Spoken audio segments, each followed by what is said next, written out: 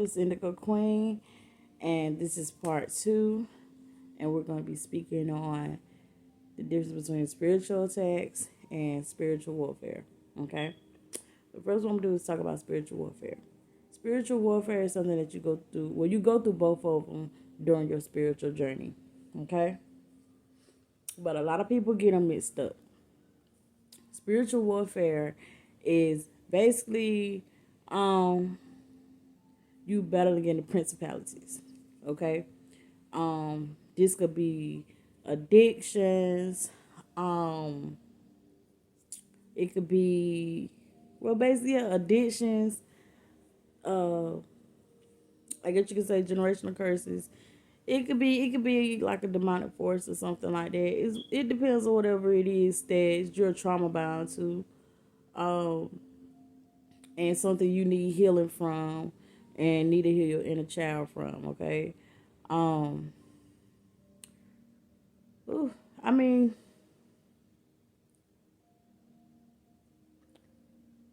give me a minute, y'all.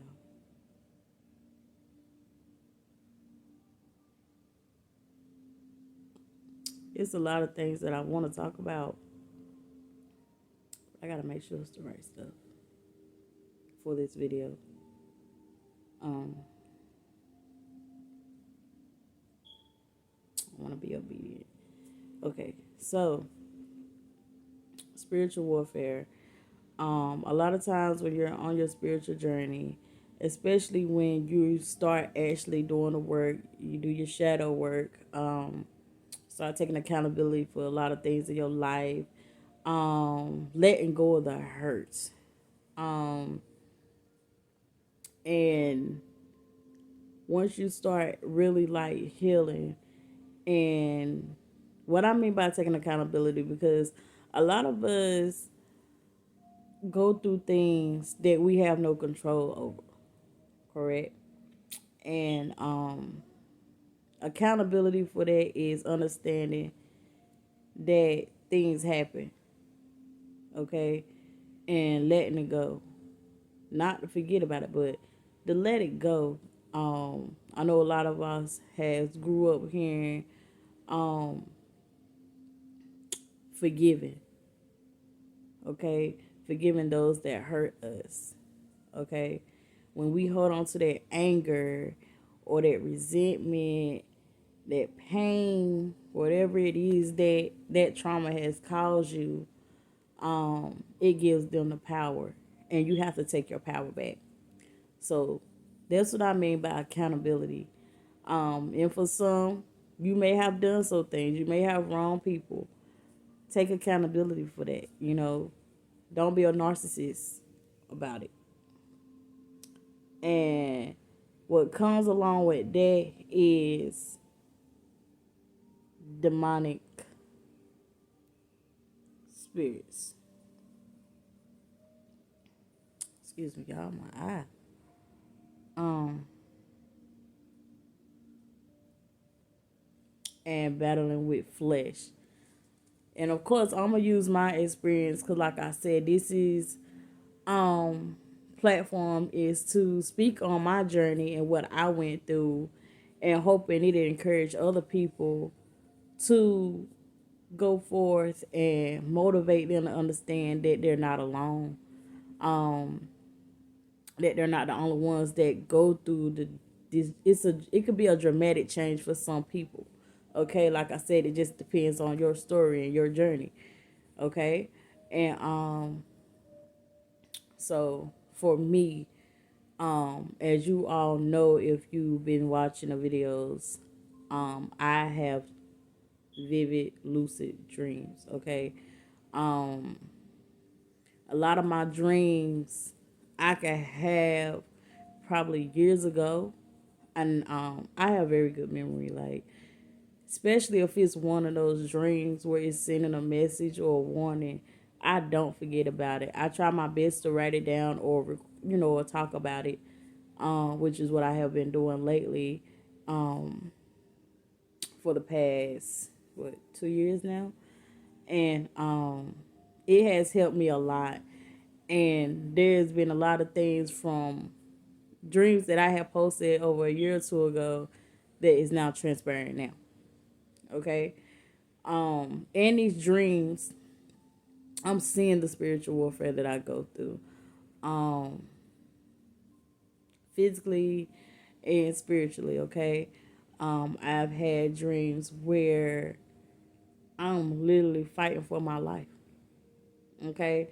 And will wake up with body pains, feeling the pressure and the beatings okay, from those dreams, okay? Um, those are actually spiritual attacks, those dreams, okay? But like I said, we're going to speak on those, but I'm trying to get my point across. Um, but yeah, spiritual warfare um, is like it's really it's not difficult to discuss because everybody's spiritual journey is different, especially when it comes down to the warfare. Okay, because your journey ain't mine, your story is not mine, your trauma is not mine. So me explaining this, it's not here to scare people. It's not here to cause confusion because God is not the author of confusion. So I definitely want to speak on this in the proper way it should be spoken on.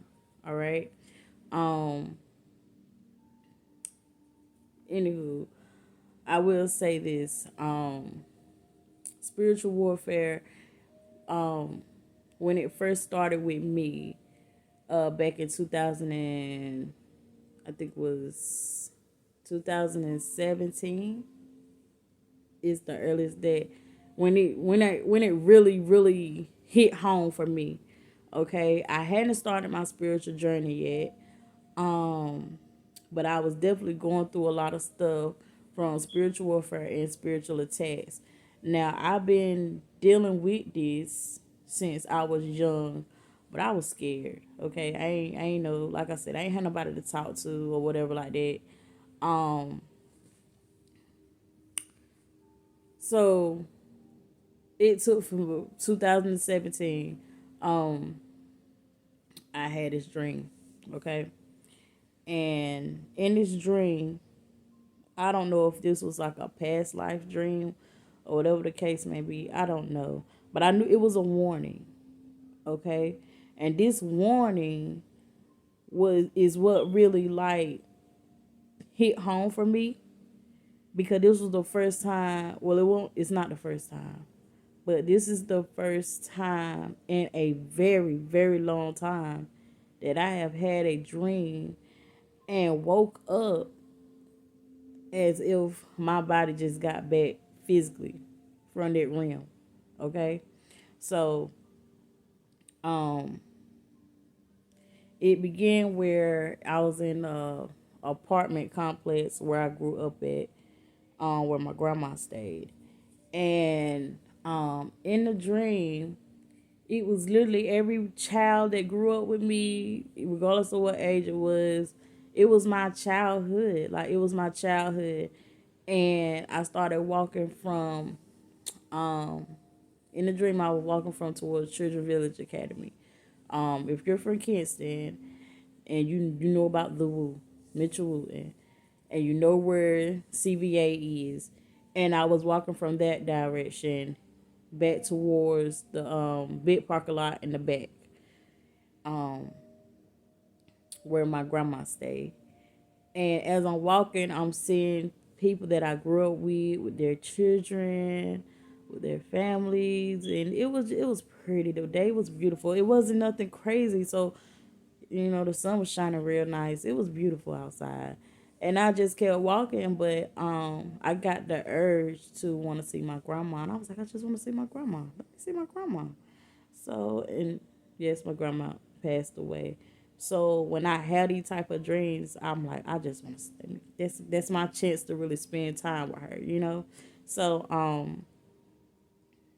I got to her apartment, and I ended on the side where the ditch was. And when I walked in, it wasn't my grandma. Okay. I wanted to see my grandma really bad. I really wanted to see my grandma. But it was another lady there. She was a sweet lady. Um, I'm not gonna describe her because when I had the dream, the person that I was talking to, I describe the lady to him, and it was his grandma. Okay, so I'm not gonna go into details about that part, but I will tell you what she told me. And I was like, well, I guess I'm gonna go. I was looking for my grandma. She was like, oh, it's okay, baby. She was like, well, you have a blessed one. And I was like, well, thank you. And so I was about to walk out the door to go to the big parking lot. And she was like, no, don't go that way, baby. It's a flood coming. And I was like, a flood? I was like, it's pretty outside. It ain't no storm. It ain't storming. And she was like, nah, baby, it's a flood coming. She was like, look out that window. And I lied it. Y'all, when I looked out that window from Georgetown and Rochelle Hill, well, not, well, you know where the hill is if you're from Kent State. um, Murky brown water, y'all, covered all of it. Like it went over the trees. It was high, like it blotted out the sun, y'all. It was so high, and it was coming like a wave. It had already covered Georgetown, all that area over there, and it was coming. So I'm like, oh my God. She said, go the other way. So I walked out the door I came in, and I ended up on a boat. Okay, I was on a boat. This boat was old. But everybody, like I said, everybody was up there. My family, friends, classmates. Y'all, it was weird, y'all. They had bleachers up there. It was a old, big wooden ship, okay? And we was riding this water. So the people that made it was on this boat, okay? It was huge.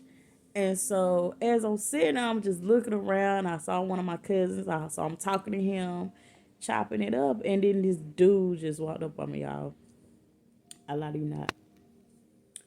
This dude was sexy. He was handsome. He had tattoos. He was dark skinned. He was dark. Real dark. Dark. I ain't even never, I don't think I actually had a taste for like real dark man. No, it's off topic. But I'm just saying. But he was dark. He was handsome. He was built. I mean, he don't think he had on was like some old pants, right? And when I mean by old pants, they were like old timey. Like they were old timey, like slave type pants. Yeah, it was something like that. But he ain't had no change or nothing on him like that. So I didn't think it was like a slave type thing going on. Um, but he was handsome, and for some odd reason, I was like, we was somehow drawn to each other, and but I didn't trust it. Like I feared that type of attachment, right? But it was so familiar. I'm gonna say familiar. Okay, it was so familiar. That he did not look like nobody I knew. He had a lot of tattoos, but because of how dark his skin was, I couldn't really tell you what the tattoos were on him. But you could tell he was some type of warrior. Okay, um, he picked me up, y'all, and I lie to you not. When I looked down, because I felt how high he lifted me. When I looked down, y'all, this man, I was about to say nigga, but this man, this man had to be almost 7 or more feet high up, like, and I'm short, y'all. I'm short. I'm 5'even", between 4 and 5'. I'm fat. Don't tell nobody. But it was weird, y'all. Like when I looked, it scared me so bad of how high I was off the ground. I gripped him even tighter, like I didn't want to let go. But then when I looked to the left of him, there was a shorter female. She was light skinned. She had long hair, okay, black. It was pretty, and I she didn't look black. I mean, she could have been mixed or she was white. It was one or the other. Okay, she was something foreign.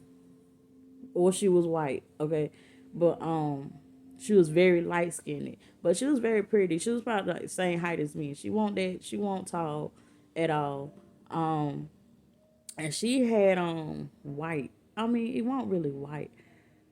I can't even really tell y'all what she had on, cause like I said, it looked white, like a yeah, it was kind of white, new, whatever. But she was quiet, and when I realized how close they were standing by each other, I realized this man belonged to her. Like that's what I felt. I was like, oh no, you gotta put me down. Like we not about this right here, right? So he would not let me go. Like he literally like just had me like real tight. So at this point, I'm getting scared because I'm like, she's not saying nothing. Like she don't talk. She ain't speak or nothing. She just stood there. And I'm like, put me down. I don't want to do this. Put me down. Put me down. So I finally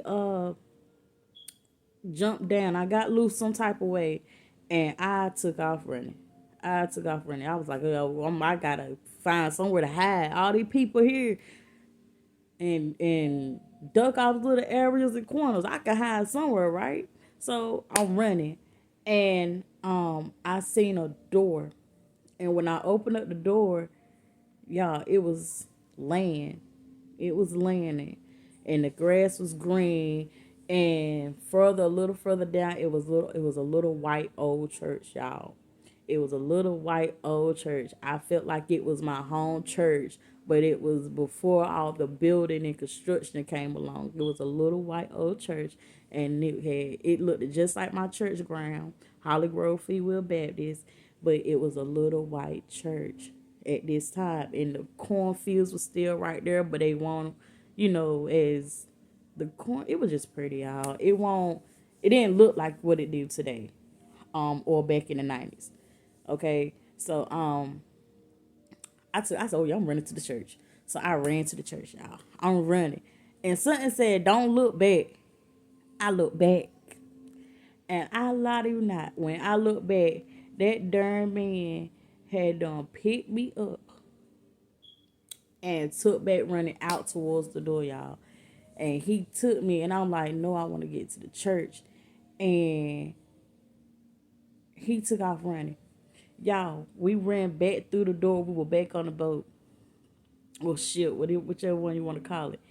And this nigga jumped overboard. I said nigga again. My bad.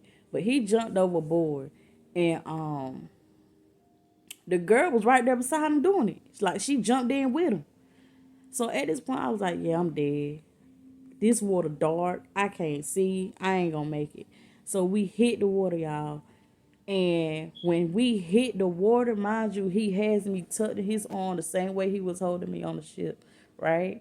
When he jumped off, he was holding me the same way. But once we hit the water, I was by myself.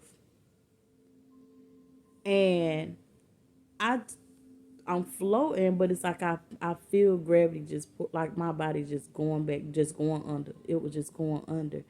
And when I opened up my eyes, my body was facing the darkness and depth, the darkness and the deep depth of the water, right? And I was like, this can't be it. And I lie to you not, I felt something staring back at me deep down there, right? I was like, this can't be it. This can't be it.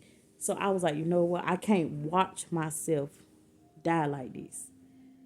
And I turned over and I let myself float down backwards, right?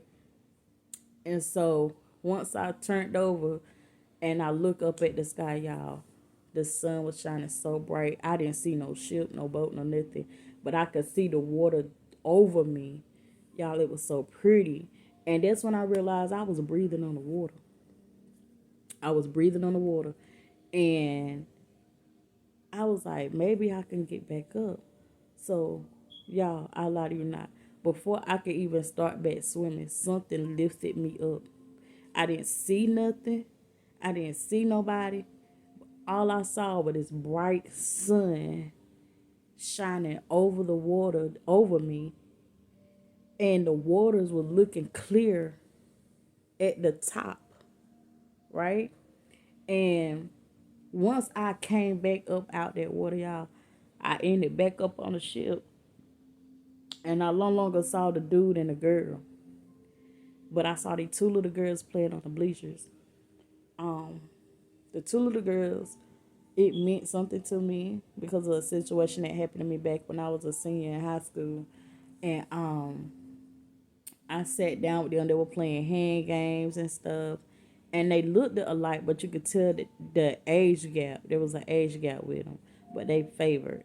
And it was the same complexion. They was real pretty. And I watched them play the hand games and stuff, and they smiled at me.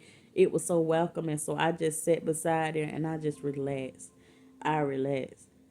So when I look to my right, y'all, you know how bleachers are like at a schoolhouse and stuff like that. You got the bleachers, then you got a walkway, then another set of bleachers. This man was sitting at the bottom of bottom second row of the bleachers, just waiting. He was waiting. He didn't turn around to look at me. He didn't speak. This woman was no longer with him. Um, and he just sat there and waited. When I woke up, y'all, my body was drenched. Like I was wet. My bed was wet. I was like wiping water off of me. All of that, y'all. Like I literally had to go change my clothes and stuff like that. Cause my pillow was drenched. Like it was wet, y'all. It was wet. And I'm here to say this. After that dream, things took a turn because once that happened, I started doing my research and I was like, you know what, I got to get right because I don't know what that meant.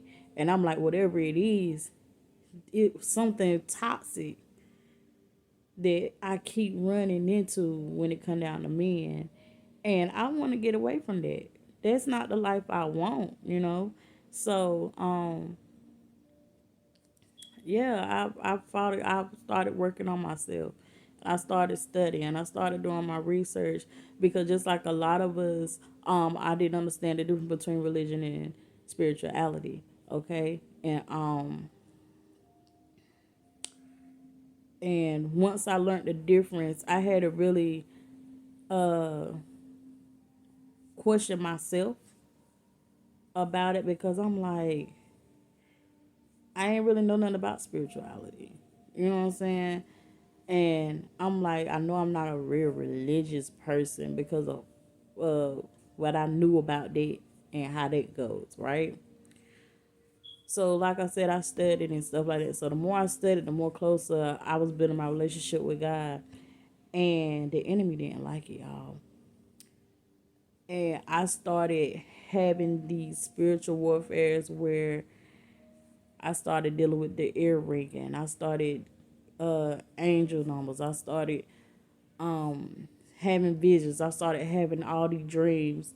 And another, I know this may be long, but another dream, I'm not even gonna go in that. This is another video for another video, but I will tell you this. In the dream, I ran into a woman. This woman is somebody that's an elder in my life. Okay. And it wasn't her, but it was something using her as a vessel in this dream to come at me and was like, I don't know how you keep surviving. I've been trying to kill you for years and you still keep surviving. And it's pissing me off. I'm not understanding how you doing that. I don't understand how you keep surviving. I've done tried to kill you off for years and you keep surviving. Like the voice was creepy, but because I was more into who I was seeing, who the person was, I was very emotional. Like I was crying and stuff like that. And my dad was in the dream too, and another person. I'm not gonna bring that name up because I don't want to, bring attention to people. And but like I said, my dad was in the dream. He was like, "Baby, that's not for you." He was like, "Don't worry about it." He was like, "You gonna be okay. Don't let that get you. Don't cry. Stop crying. It's okay. It's okay. Don't listen. Don't listen." And so, y'all, this is my baby. She crying in her sleep. What's wrong? What's wrong? Hold on, y'all. I'm back, y'all. Mama duty. But I want to go ahead and get this over with. So, spiritual warfare is exactly what it is. Spiritual warfare is not something that people send to you. It's spiritual, like literally spiritual attacks, where things that may have hindered you in your past because of trauma, generational curses, things that you're trying to break. Okay, um, you want to break these chains, right? So you have to go through spiritual warfare, and you have to, like I said, it starts with shadow work, and that was a part of my shadow work. Okay, um, so yeah, it was very hard, but like I said, like that spiritual warfare, and it's more to it, um, and like I said, that's for another time, but it's here to explain that spiritual warfare is something that's very spiritual, and it can be dark. Okay, it makes you have to face and fight against all this stuff, but I'm not saying necessarily fight it, because you have to let go and let God. And once you let go and let God, you're going to win that battle every time, okay? And once you start winning these battles and understanding that God ain't going to leave your side, it becomes easier and easier, to the point where in the dream, it may seem like you're the one fighting it, but you're really not. It's God standing right there by your side, and his angels, your guardian angels, standing right there with you, protecting you, fighting your battles for you, right? So, there's spiritual warfare. Now, spiritual attacks. Now, spiritual attacks come, once again, that could be a little, it could be dark too, like spiritual, but it's more so uh people sending it your way, because they see the change, they see the growth, they see your light, and it irritates their demons. Okay, so you can't look at it like, oh, this person don't like me. So many people don't even understand they're puppets of the enemy. Okay, these people are put in our life for a reason, and that's not to throw shade towards the people that's in your life, because they don't even understand what's going on, especially if they're not on their journey of healing and working on their selves spiritually. Okay, so you can't hold them, uh I don't want to say accountable, because you can, but you gotta, it's really spiritual. But like I said, a lot of people and a lot of us are attached to things and people and places. Y'all, my baby just scared me. He is in, hey, scared me. What's up?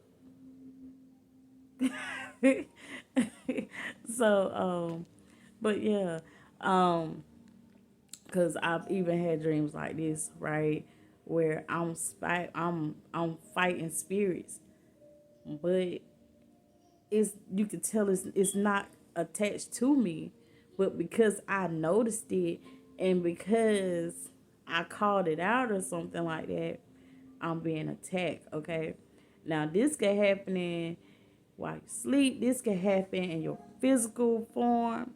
It can happen. Okay, if you sit here wondering why all of a sudden you catching hell at work during your spiritual journey, it's a spiritual attack. You wondering why this person or that person switch up on you, why they treating you like that. That's a spiritual attack.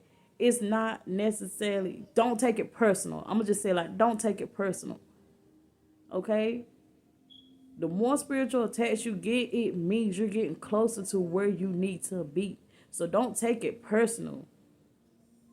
But you still have to stay prayed up. You still have to understand that to let go and let God. Don't let them take you back to that person you used to be, because that's the whole purpose of it, right? You got people that's so stagnant and comfortable with where they're at in life, and they're comfortable the decisions and the lifestyles and addictions, whatever the case may be, that in being victimized, right? That they're comfortable. They don't want to change.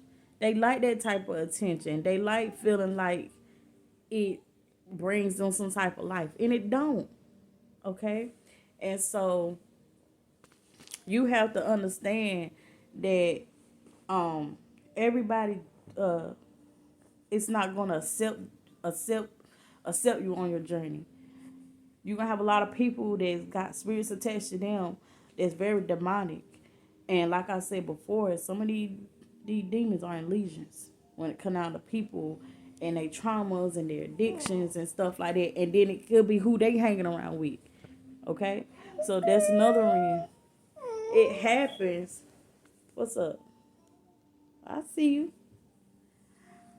I see you. So it has to happen. That's one thing. It has to happen so you can know who is who.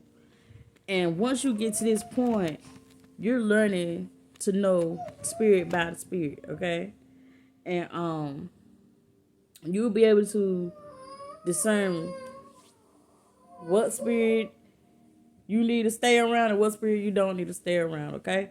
So that's spiritual attacks, and sometimes it could be in form of witchcraft, black magic, voodoo, anything wicked. Hold on. Okay, so I'm back. So where was I? Okay, so yeah, the spiritual attacks comes in all types of forms, and it's mainly sent from people to hurt you in some type of way or set you back. Okay, please understand, spiritual warfare can be somebody praying for you. It's not spiritual warfare, but spiritual attack. It could be somebody praying for you, but in a negative light, in a negative way, a dark way. Okay, and that's another topic we need to go. We will be discussing, but spiritual attacks come in many forms, and it's mainly when it's being sent to you by somebody that have found a way to attach themselves to you, or found a way to get close to you. Just if it's just a walk by, okay. So yeah, that's the difference. But you definitely have to use your discernment on your spiritual journey, because there will be a lot of times where you're gonna be trying to figure out what the hell. Okay, God, I know it's gonna be crazy, and someone may be like, you know what, I'm over this. It's easier to just stay the way I was. Yeah, it's easier to stay like that. It's easier, but putting in that work and getting where you need to be, just so you can have some peace in your life, just so your relationship with God could be stronger, just so God can start moving them mountains you want to be moved. You have to do the work. You really have to do the work. Like I said, it'll get hard. It'll get scary. But you just gotta really keep the faith. You gotta really keep the faith. So that's all I got for right now. Y'all be blessed.